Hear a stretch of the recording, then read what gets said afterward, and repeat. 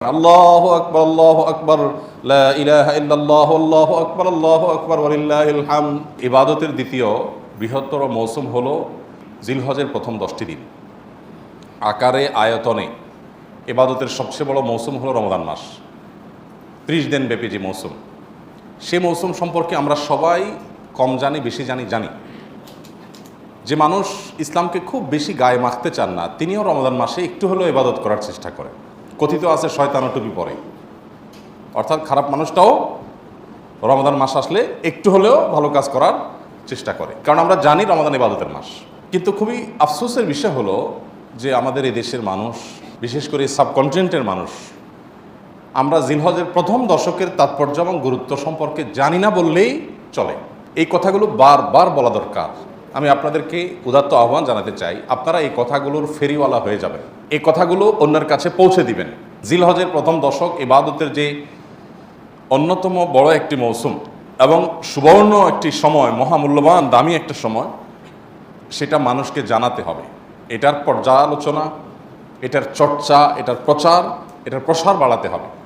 আমরা অনেকেই জিলহজের প্রথম দশকের এই গুরুত্বপূর্ণ ইবাদতের সময়টাকে হেলায় নষ্ট করে ফেলি, হেলায় হারিয়ে ফেলি। আল্লাহ তাআলা আমাদের সবাইকে এই বছরের জিলহজের প্রথম দশককে সর্বোত্তম সুন্দর ব্যবহার করার তৌফিক দান করুন। মুহতারাম হাজরিন, কোরআনে আল্লাহ রাব্বুল আলামিন তার কিছু সৃষ্টির নামে শপথ করেছেন। আল্লাহ তাআলা কখনো চন্দ্রের শপথ, কখনো সূর্যের শপথ, কখনো সকালের শপথ, কখনো যুগের শপথ, বিভিন্ন সৃষ্টির শপথ আল্লাহ তাআলা কোরআনে করেছেন। আল্লাহ তাআলা তো শপথ করার দরকার নেই। শপথ মানুষ তখন করে যখন কোনো এমন কথা সে বলতে চায় যেই কথাটা অন্যদের কাছে অবিশ্বাস্য হতে পারে, তখন সেটার বিশ্বাসযোগ্যতা সৃষ্টি করবার জন্য মানুষকে কি করতে হয়? শপথ করতে হয়। তো আল্লাহ সুবহানাহু ওয়া তাআলার কোনো কথা, সেটার বিশ্বাসযোগ্যতা নিয়ে চুল পরিমাণ কোনো প্রশ্ন ওঠার সুযোগ আছে? তাহলে তিনি কেন শপথ করলেন? শপথ তো আমি আপনি করবো যে আমার কথাটা আপনি বিশ্বাস করেন না করেন, এই জন্য আমি শপথ করে আপনাকে বিশ্বাস করাবো। আল্লাহর কথা তো বিশ্বাস করা না করার কোনো অপশন তার কথাতে তো নাই। তাহলে তিনি কেন শপথ করলেন? তিনি শপথ করেছেন যেই কথাটা তিনি বলতে চাচ্ছেন, এই কথাটা তিনি না বলে যদি আমরা বলতাম তাহলে শপথ করে বলা লাগতো। এরকম সিরিয়াস বিষয়, এরকম গুরুত্বপূর্ণ বিষয়, সেই কথাটা বোঝাবার জন্য আল্লাহ তাআলা শপথ করে, জাস্ট এই বার্তা দেওয়ার জন্য যে বান্দা আমি যে শপথ করছি, শপথ করার পর যে কথাটা বলবো তোমাদের সবার পূর্ণ মনোযোগ দাও, দিয়ে তোমরা শোনার চেষ্টা করো যে আমি শপথ করে কি বলছি। আল্লাহ সুবহানাহু ওয়া তাআলা শপথ করেছেন কেন? এই কথা বোঝাবার জন্য যে বান্দা আমি শপথ করে যেই কথাটা বলতে যাচ্ছি, এই কথাটা তোমরা কেউ বললে কিন্তু শপথ করে বলা লাগতো, এত বড় ব্যাপার। অতএব তোমরা বোঝার চেষ্টা করো যে শপথ করে বলা জিনিসটা আর সাধারণ বলা জিনিস একরকম না, এটার গুরুত্ব অনেক বেশি। এই গুরুত্ব বোঝাবার জন্য আল্লাহ শপথ করেন, বিশ্বাসযোগ্যতা সৃষ্টি করবার জন্য আল্লাহ তাআলা শপথ করেন না, কারণ আল্লাহ তাআলা বিশ্বাসযোগ্যতা সৃষ্টি করার দরকার নাই। এখন আল্লাহ তাআলা যে সৃষ্টিগুলোর নামে শপথ করেন, সেটার বৈশিষ্ট্যটা কি, সেটার তাৎপর্যটা কি? সেটার তাৎপর্য হলো আল্লাহ কোনো সৃষ্টির নামে শপথ করার মানে হলো এই সৃষ্টিটা মহৎ, বিশাল, এটা অনেক বড়, এটা বোঝান আল্লাহ তাআলা। যেমন আল্লাহ রাব্বুল আলামিন ফজরের শপথ করেছেন, ওয়াল ফজর, এবং ফজরের শপথ, তার মানে অন্য নামাজের চাইতে এই নামাজের আলাদা তাৎপর্য আছে, এই জন্য আল্লাহ এটার নামে শপথ করেছেন। আল্লাহ সুবহানাহু ওয়া তাআলা শপথ করেছেন ওয়াস সুবহ, সকালের শপথ, ভোরের শপথ, প্রভাতের শপথ, এর মানে অন্য সব সময়ের চাইতে এই প্রভাতের সময়টার একটা আলাদা তাৎপর্য আল্লাহর কাছে আছে। তো আল্লাহ তাআলা এরকম একটা শপথ করেছেন, ওয়াল ফাজরি ওয়া লায়ালিন আশর, ফজরের শপথ এবং 10টি রাতের শপথ। সূরা ফজর আয়াত নম্বর 2। এখানে আল্লাহ রাব্বুল আলামিন 10টি রাতের শপথ যে করেছেন, এটা কোন রাত? আমরা তো ফজিলতপূর্ণ রাত হিসাবে রমজানের শেষ দশকের রাতগুলোকে জানি, তাই না? ওইগুলো ছাড়াও আল্লাহ রাব্বুল আলামিন এই আয়াতে যে শপথ করেছেন, সেটা কিন্তু সেই দশক নয়। এই আয়াতের তাফসীর সম্পর্কে গোটা পৃথিবীতে আল্লাহর কালাম, আল্লাহর নবীর পরে সবচেয়ে বেশি বুঝছেন কে? আল্লাহ নবী সাল্লাল্লাহু আলাইহি সাল্লামের পরে কোরআনের ব্যাখ্যা সবচেয়ে ভালো বুঝতেন কে? আব্দুল্লাহ ইবনে আব্বাস রাদিয়াল্লাহু তাআলা আনহু। কেন ভালো বুঝতেন? কারণ নবী করিম সাল্লাল্লাহু আলাইহি সাল্লাম নিজে তার জন্য দোয়া করছেন, আল্লাহুম্মা আল্লিমহুল কিতাব আল্লিমহুত তাওয়িল, আল্লাহ এই ছেলেটাকে আপনি কোরআনের ব্যাখ্যার জ্ঞান দিয়ে দেন। আল্লাহ এমন দাওয়া দিয়েছেন যে ওনার ব্যাখ্যা ছাড়া কোরআন বোঝা এটা খুব টাফ। তো তিনি আব্দুল্লাহ ইবনে আব্বাস রাদিয়াল্লাহু তাআলা আনহু, তাফসীর ইবনে কাসিরে আসছে, তিনি ওয়ালায়ালিন আশ এর ব্যাখ্যায় বলেছেন যে 10টি রাতের শপথ আল্লাহ এখানে করে বোঝাতে চেয়েছেন জিলহজের প্রথম 10টি রাতকে। সেটা শুরু হচ্ছে সামনের এই সোমবার কিংবা মঙ্গলবার থেকে। এই 10টি রাতের শপথ আল্লাহ রাব্বুল আলামিন করেছেন। তাহলে আমরা কি বার্তা পেলাম? যে এই 10টি রাতের তাৎপর্য আল্লাহর কাছে এত বেশি যে আল্লাহর হাজার হাজার লক্ষ লক্ষ সৃষ্টির মধ্যে এই 10টি রাতের নামে শপথ করার মানে হলো এটা অন্য যে কোনো সৃষ্টি বা যে কোনো সময়ের চাইতে অনেক বেশি গুরুত্বপূর্ণ। তাহলে একটা মর্যাদা আমরা বুঝতে পারলাম। আমরা কি সেই মর্যাদাটা দেই রমজানের এই জিলহজের প্রথম 10 দিনকে? জিলহজের প্রথম 10 দিন আসলে আমরা সাধারণত এটাকে দুইটা কাজের সময় বা মৌসুম মনে করি। এক কোরবানি, আরেকটা হলো হজ। জিলহজ মাস এর চাঁদ দেখা গেছে, সাথে সাথে পত্রিকাগুলোর নিউজ হয় কি গতকাল বাংলাদেশে আকাশে চাঁদ দেখা গেছে, জাতীয় চাঁদ দেখা কমিটির বৈঠকে ঘোষণা বা সিদ্ধান্ত গৃহীত হয়েছে, অতএব আগামী অমুক তারিখ পবিত্র ঈদুল আজহা, গোসল খাইতে পারবেন আপনারা অমুক তারিখে, সুসংবাদ গ্রহণ করেন। এ হলো নিউজের সামারি, তাই না? অথচ নিউজ হওয়া দরকার ছিল কি জিলহজের চাঁদ দেখা গেছে গতকাল, এর মধ্য দিয়ে মুসলমানদের জন্য ইবাদতের একটা মৌসুম শুরু হলো। বহুবিধ আমল করে মুসলমানরা এই দশককে উদযাপন করেন, পালন করেন এবং এই দশককে অর্থবহ করে তোলার চেষ্টা করেন। এ হলো আমাদের সমাজের বাস্তবতা, উঠে আসবে, তাই না? এখন জিলহজের চাঁদ উঠলে আমাদের মাথায় আসে, আমাদের স্মৃতিতে আসে গরুর ছবি আর ছাগলের ছবি, ঠিক না ঠিক বলেন? কোরআনের পাতা, তসবির দানা, জায়নামাজ, দোয়া, চোখের পানি, এই স্মৃতিগুলো কি আমাদের মাথায় ভাসে? তার মানে কি আমরা সঠিক জায়গায় আছি? জিলহজের প্রথম দশকের চাঁদ ওঠার সঙ্গে সঙ্গে আমার স্মৃতিতে যা ভাসা উচিত তা কি ভাসছে? ভাসছে যেটা, সেটা ঠিক আছে, কিন্তু শুধু সেটা ভাষাটা ভুল। জিলহজের প্রথম দশকের চাঁদ ওঠা মানেই হলো দাঁতে কচমচ করা গোশত খাবো। কেন গোশত খাবেন? ভালো কথা। গোশত খাওয়ার আগে কাজ করেন, কাজ না করে খাবেন কোত্থেকে? আল্লাহ, কখনো কখনো আল্লাহর বান্দাদের থেকে আল্লাহ এমন এমন কথা বলায় নেন যেটা আসলে ইমান জায়গা নিয়ে। গত কয়েকদিন আগে আমার মা বেড়াতে আসছেন, উনি একটা কথা বললেন। সকাল নাস্তা করতে করতে 10টা 11টা বেজে গেছে। নাস্তা করার পর আবার একটু পরে জোর পরে দুপুরে খানা খাইতে বসলাম আমরা। তো আম্মা হঠাৎ করে বললেন যে বাবা, নাস্তা খাওয়ার পর থেকে দুপুরে খাইতে বসলাম, একটু আগে নাস্তা খেলাম, এখন আবার ভাত খাইতে বসলাম। এর মধ্যে কি এমন কাজ করছি যে আমি আবার ভাত খাওয়ার উপযুক্ত হয়েছি? নাস্তা খাইছি কেন? শরীরে এনার্জি তৈরি করছি, এই জন্যই তো। এই এনার্জি দিয়ে আল্লাহর কে ইবাদত করছি যে আল্লাহর আরেকটা নামে তখন খাইতে বসছি? কোন মুখে? আগের যেটা খেয়েছি সেটার একটা হক আদায় করবো, কিছু ভালো কাজ তো করবো, তারপরে না আবার এনার্জির জন্য আমি খাওয়া দাওয়া করবো। আগেরটা করছি করে এখন আবারটা খেতে বসছি, মাঝখানে আমার অ্যাচিভমেন্টটা কি, অর্জনটা কি? আমি চিন্তা করলাম যে কত বড় কথা। অথচ এটাই বাস্তবতা যে আমি কোরবানির গোশত খাবো, দাঁত কসমস করছি, ভালো কথা। তার জন্য আমি কি অ্যাচিভমেন্ট করেছি, আমার অর্জনটা কি? যে আমি আল্লাহর দেওয়া নেয়ামত, আল্লাহ তো কোরবানির গোশতটা আমাদেরকে খেতে দিয়েছেন, এটা হলো হাদিয়া, এটা হলো আল্লাহর তরফ থেকে আমাদের জন্য কি, কিভাবে হাদিয়া? দুনিয়াতে এমন কোন দান আছে যে দানকারী নিজে আবার খায়? আছে কোনো দান? আপনি মসজিদে টাকা দিছেন, এখন এই টাকার মালিক কে? কে মালিক? না মসজিদ কমিটি? মসজিদ কমিটির মালিক? মালিক হলে তো মসজিদ কমিটি বাড়িতে নিয়ে যেতে পারতো। মালিক কে? আল্লাহ। আমরা মসজিদে টাকা দেওয়ার মানে হলো আল্লাহ আপনাকে খুশি করার জন্য দিলাম, আপনাকে তো ডাইরেক্ট দেওয়ার সুযোগ নাই, আপনার ঘরে আমি দিলাম, এটা আপনাকে দিলাম, বিনিময়ে আবার আপনার কাছ থেকে নেব, তাহলে আল্লাহর সাথে গিভ এন্ড টেক হচ্ছে, তাই না? মসজিদ কমিটি শুধুমাত্র সেটার আল্লাহর প্রতিনিধি হিসাবে সেটা ইউটিলাইজ করেন, কিন্তু মালিক কে? এই জন্য কোনো লোক যদি মসজিদে দান করে, মাদ্রাসায় দান করে, কোনো গরিবকে দান করে আবার দানের কোনো ধাপ দেখায়, তাহলে তার দান আল্লাহ গ্রহণ করেন না। কেন গ্রহণ করেন না? কারণ তুমি তো আমাকে দাও নাই, তুমি সেখানে দিয়ে ভাব ধরেছো যে এটা তো আমার দান, আমার দেওয়া, এবং সেটার ফিডব্যাক তুমি আশা করছো, তাহলে আমার কাছে তুমি আর আশা করতে পারো না। আমার জন্য দিয়ে থাকলে শুধু আমার কাছে আশা করবা, আর কারো কাছে কিছু আশা করবা না। তো আল্লাহ রাব্বুল আলামিনের দান, আল্লাহর জন্য দেওয়া, যত অপশন আছে আপনি দেখেন। আপনি একটা গরিবকে কিছু টাকা দিলেন, দেওয়ার পর আবার সেটা আপনি ফেরত নিতে পারেন, এটা তার হয়ে যায়। মসজিদে দিয়ে দিয়েছেন, মসজিদের হয়ে গেছে। মাদ্রাসা দিয়ে দিয়েছেন, মাদ্রাসার হয়ে গেছে। যত দান আছে দেওয়ার পরে সেটা নেওয়ার সুযোগ আছে, একটা দান শুধু আছে, একটা দান, সেটা হলো কোরবানি। যে দান করার সময় আপনি বলছেন বিসমিল্লাহ আল্লাহু আকবার, আল্লাহুম্মা মিনকা ওয়া লাক, আল্লাহ এই পশু আপনার থেকেই পাইছি, আবার আপনার উদ্দেশ্যে এটা আমি জবাই করে দিছি, এর কোনো কিছু আমার আশা নাই, আমি আপনার উদ্দেশ্যে দিয়ে দিছি। এটা আমি নিজের বাসায় গোশত কিনতে হয় সেজন্য জবাই করি নাই, আমি আপনার নির্দেশ পালনার্থে জবাই করেছি। তাহলে এই গোশতগুলো মূলত আমাদের কাছে আর ফিরে আসার কথা? এটা তো সব আল্লাহর পক্ষ থেকে গরিবদেরকে দান করার কথা, তাই না? কিন্তু না, আল্লাহ কোরআনে বলছেন ফাকুলু মিনহা, কোরবানির গোশত থেকে তোমরাও খাও, তোমরাও খাও, আর ওয়াতআমুল কানি ওয়াল মুতার, যাদের আছে আত্মীয় স্বজন তাদেরকেও দাও, প্রতিবেশীদেরকেও দাও, আবার অভাবী মানুষদেরকেও দাও। তাহলে কি দাঁড়ালো? কোরবানির এই গোশতটা আমি জবাই করার সাথে সাথে এটা আল্লাহর জন্য করে দিয়েছি, বাট আল্লাহ বলছে বান্দা ওকে আমি পাইছি, এখন তোমাকে আবার একটু খেতে দিলাম, তাহলে দানের জিনিসটা আবার আমি পাচ্ছি, এটা আল্লাহর দান না? তো আল্লাহর দানটা পাওয়ার জন্য কি উপযুক্ততা তৈরি করছেন আপনি?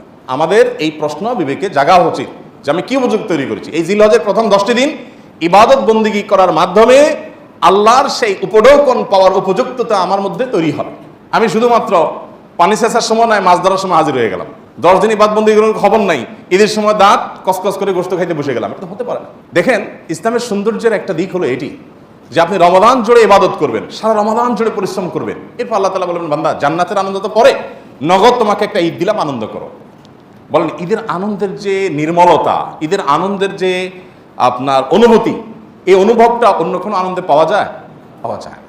মানুষ ঈদের বিকল্প দাঁড় করানোর জন্য বহু চেষ্টা করে, অমুক দিবস তমুক দিবস, হান তান, কিন্তু কোনোটাতেই আসলে ঈদের জায়গাটা কখনো পূরণ করা যায় না, সম্ভব না। আল্লাহ তাআলা নিজে বান্দাকে অলৌকিক এক আনন্দ দেন, লৌকিক কোনো আনন্দ না। এখানে এই আনন্দটা ভেতর থেকে আসে, গরিব ধনী সবার মধ্যে আসে। এটা যে দিচ্ছেন আল্লাহ তাআলা, তার জন্য আগে একটা ইবাদতের মৌসুম রেখেছেন। রমাদানের 30 দিনের মৌসুম আর এই ঈদুল আজহাতে 10 দিনের মৌসুম, এই পুরো সময় ইবাদত বন্দী করবেন, এরপর আপনি ঈদ উদযাপন করার জন্য নিজেকে উপযুক্ত হিসাবে আশা করতে পারেন। আল্লাহ আমাদেরকে তৌফিক দান করুন। নবী করিম সাল্লাল্লাহু আলাইহি সাল্লাম বলেছেন মা মিন আইয়ামিন আল আমালুস সালিহু ফিহিন্না আহাব্বু ইলাল্লাহ মিন হাযিহিল আইয়াম। জিলহজের এই 10টা দিনের ইবাদত করলে আল্লাহ তাআলার কাছে এটা যত প্রিয় হয়, অন্য কোনো সময় ইবাদতে আল্লাহ তাআলার কাছে এত প্রিয় না।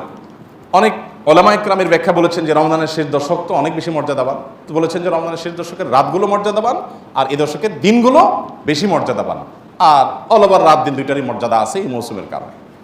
আচ্ছা, এখন আল্লাহর কাছে এই দশকের ইবাদত অন্য দশকের বা অন্য যে কোনো সময়ের ইবাদতের চাইতে বেশি গুরুত্বপূর্ণ। আল্লাহ বেশি খুশি হন এই সময় ইবাদত করলে বান্দা। সাহাবীরা জিজ্ঞাসা করলেন ওয়ালাল জিহাদু ফি সাবিলিল্লাহ, হে আল্লাহর রাসূল, অন্য সময় কেউ আল্লাহর রাহে জিহাদ করলো, জিহাদ করলো মানে জীবন দান করার জন্য প্রস্তুতি নিল, সে ওইটা আল্লাহকে সমর্পণ করে দিল গোটা জীবনটাই, তার মর্যাদাও কি এই সময় ইবাদতের চাইতে বেশি না? তখন নবী সাল্লাল্লাহু আলাইহি ওয়াসাল্লাম বললেন না, ওয়ালাল জিহাদু ফি সাবিলিল্লাহ, অন্য সময় জিহাদ করলেও এই সময় ইবাদতের সমান হয় না। তবে যদি অন্য সময় কেউ জিহাদে যে তার জীবন তার সম্পদ যা নিয়ে গেছে সব বিলীন করে উৎসর্গ করে দেয় আল্লাহকে খুশি করার জন্য, তার মর্যাদা সবকিছুর ঊর্ধ্বে, সেই মুজাহিদের কথা ভিন্ন। বাকি সাধারণ জিহাদের চাইতেও এই দশকের ইবাদতের মর্যাদা আল্লাহর কাছে অনেক বেশি। ভাইরা আমার, আমি খুব আকুতি করি সব জায়গায় সব সময় যে এই দশকের ইবাদত আমরা সাবকন্টিনেন্টের মানুষ আমরা জানি না। আমাদের মানুষকে জানাতে হবে, জানাবার জন্য কিছু কাজ করতে হবে। সাহাবীদের কেউ কেউ এই দশক শুরু হলে এই দশকের 10টা স্পেশাল আমল আছে, এই আমলগুলো করবার জন্য কেউ কেউ বাজারে চলে যেতেন, উদ্দেশ্য অন্যদেরকে জানানো। তো সেই দশকের আমলগুলো আমরা করবো তো ইনশাআল্লাহ। আমি সংক্ষেপে বলছি আমলগুলো কি কি। নাম্বার 1, আল্লাহকে বেশি বেশি স্মরণ করা, জিকির করা। আল্লাহ সুবহানাহু ওয়া তাআলা কোরআনে কারীমে বলেছেন উযকুরুল্লাহ ফি আইয়ামিন মা'দুদাত, নির্দিষ্ট দিনগুলোতে তোমরা আল্লাহর জিকির করো, বেশি বেশি স্মরণ করো, আল্লাহর স্মরণটা বেশি বেশি হবে। এখন স্মার্টফোন এটার এঙ্গেজমেন্ট আমাদেরকে আল্লাহর স্মরণ তো পরের কথা, দুনিয়ার অন্য কোনো কিছু স্মরণ করতে দেয় না। এজন্য এটা নিয়ন্ত্রণ করা ছাড়া মানুষ কখনো মুত্তাকি হওয়ার কোনো সুযোগ নাই।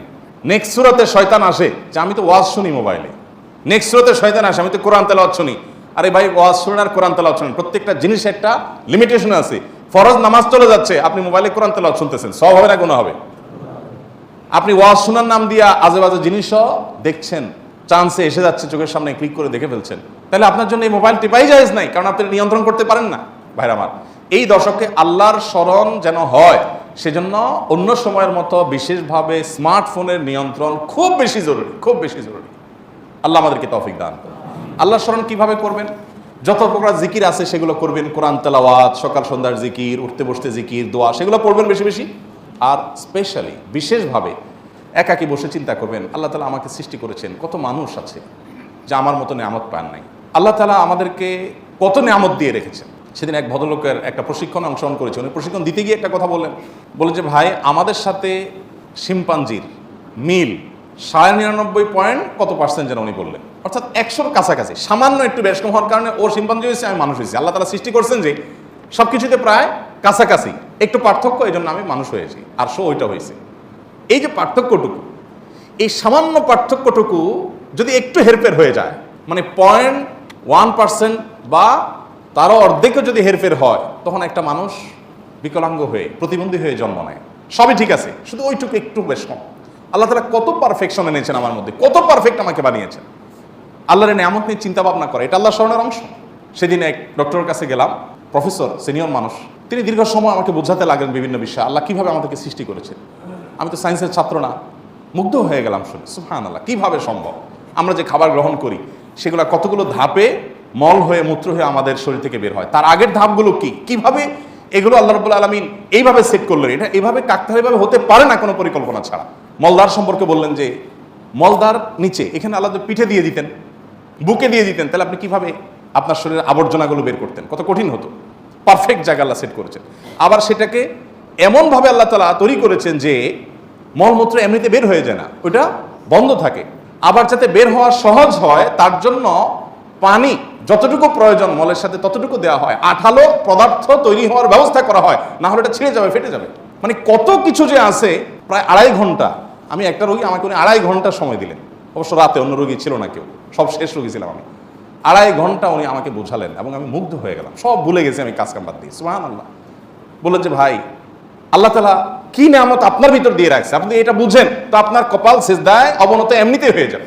তো আল্লাহর স্মরণের অংশ হিসাবে এগুলোও, যে আল্লাহর কুদরত নিয়ে চিন্তা করা। আর সব বাদ দেন, আল্লাহ আমাকে হাত পা সুস্থ রেখেছেন, কত মানুষ অসুস্থ, কত মানুষ বিভিন্নভাবে আক্রান্ত।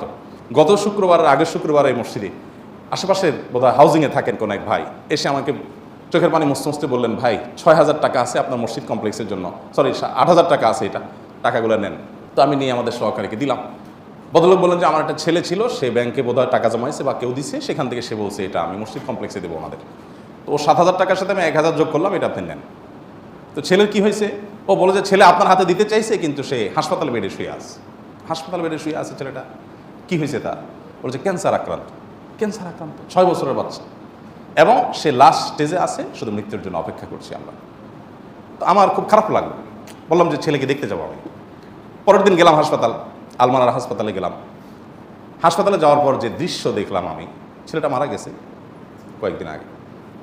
এই এলাকার মহল্লার মানুষ উনি, এখানকার।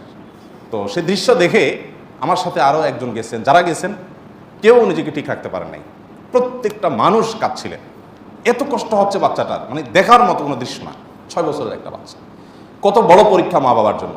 আল্লাহ তাআলা আপনার বাচ্চাকে খুশি রাখছেন, ভালো রাখছেন, আপনি জুমা পড়ে গিয়ে বাচ্চার কপালে চুমু খাবেন, তাকে কোলে নেবেন, তাকে পাশে বসিয়ে আপনি খাবার খাবেন, খাবার তুলে দিবেন, বিকেল হয়তো ঘুরতে যাবেন, হয়তো তার পরীক্ষা আছে, কালকে পড়ালেখা আছে, তাকে পরামর্শ দিবেন। আল্লাহ আপনাকে কত সুন্দর একটা সাস্টেইন, কত সুন্দর একটা আপনার কি বলে এটাকে, ভারসাম্যপূর্ণ স্বাভাবিক একটা অবস্থা দিয়েছেন। এইরকম নিয়ামত যদি আপনি খোঁজেন, তো একটা ডায়েরি নিয়ে বসলে ডায়েরির পাতা শেষ হয়ে যাবে, কিন্তু আল্লাহর নিয়ামত লিখে শেষ করতে পারবেন না। একজন তার স্কিনের সামান্য একটি সমস্যা হয়েছে, জটিল কিছু নাই, স্কিনে মাত্র, বডির উপরে, এইটুকুর জন্য তার জীবন দুর্বিষহ হয়ে যাচ্ছে। হাসপাতালে যায় দেখেন কি নির্মম দৃশ্য, কি মর্মান্তিক দৃশ্য, তিনি কাতরাচ্ছেন হয়তোবা। আরেকজনের হয়তো সামান্য একটা নখ উপড়ে গেছে, তার ব্যথায় কাতরাচ্ছেন। আল্লাহ আপনার নখগুলো ভালো রেখেছেন। আল্লাহ তাআলা এমনি এমনি কোরআনে বলেন নাই, গোটা পৃথিবীর সমস্ত পানিকে যদি কালি বানাও আর সকল গাছকে যদি কলম বানাও এবং লিখতে থাকো আমার নিয়ামত, তোমার গাছ একসময় শেষ হয়ে যাবে, তোমার নদী নালা সমুদ্রের পানি শুকিয়ে শেষ হয়ে যাবে, এরপর যদি আবার তোমাকে দেওয়া হয় এগুলোর ডাবল, সেগুলোও শেষ হয়ে যাবে, কিন্তু আমার নিয়ামত লিখে শেষ করতে পারবে না। কেন একজন মানুষ বিপদেও আলহামদুলিল্লাহ বলবে, কেন, কি যুক্তি আমাকে বলেন? একজন মানুষ আছে না, নানান কষ্টে মানুষ থাকে না, নানান মুসিবতে থাকে না, আমাদের কাছে আসে মানুষের সময়, ভাই এই বিপদ সে বিপদ, তো আমরা বলি ভাই ধৈর্য ধারণ করেন, বিপদেও আলহামদুলিল্লাহ বলতে শিখেন। কেন বিপদে আলহামদুলিল্লাহ বলবে বলেন? বেচারা রোড অ্যাক্সিডেন্টে তার পাওটা ভেঙে গুঁড়া গুঁড়া হয়ে গেছে, যাচ্ছিল জরুরি কাজে, চাকরিটা ছুটে গেছে অ্যাক্সিডেন্টের কারণে, আরো বহু ক্ষতি হয়েছে। আপনি অবস্থায় যে বলতেছেন ভাই সকল অবস্থায় আল্লাহ শুকর আদায় করতে হয়, আপনি আলহামদুলিল্লাহ বলেন, কি যুক্তি আছে বলেন তো? বেটা মরতেছে, আপনি বলেন আলহামদুলিল্লাহ বলেন, বলেন এই আলহামদুলিল্লাহ বলাটা যৌক্তিক না অযৌক্তিক? কেমনে যৌক্তিক? এটা মরতেছে, আপনি বলেন আলহামদুলিল্লাহ বলেন, আলহামদুলিল্লাহ তো খুশি চুনে না বলবে, হ্যাঁ, এর থেকে খারাপ হতে পারতো। This is the point. আপনার বাসার চুরি হলো, চোরে যা ছিল ফোন টোন যেগুলো যেগুলো নেওয়ার মতো স্বর্ণ গয়না সব নিয়ে চলে গেছে, ঈদের মধ্যে বাড়িতে গেছেন সব নিয়ে চলে গেছে। আপনি যখন দেখলেন সব চোরে নিয়ে গেছে, আপনি বললেন আলহামদুলিল্লাহ। এখন বাহ্যিকভাবে মনে হচ্ছে যে পাগল নাকি রে, সব চোরে নিয়ে গেছে, সে বলে আল্লাহ শুকর। খুশি হয়েছেন আপনি? এই আল্লাহ শুকরের যৌক্তিকতাটা কোথায় বলেন তো?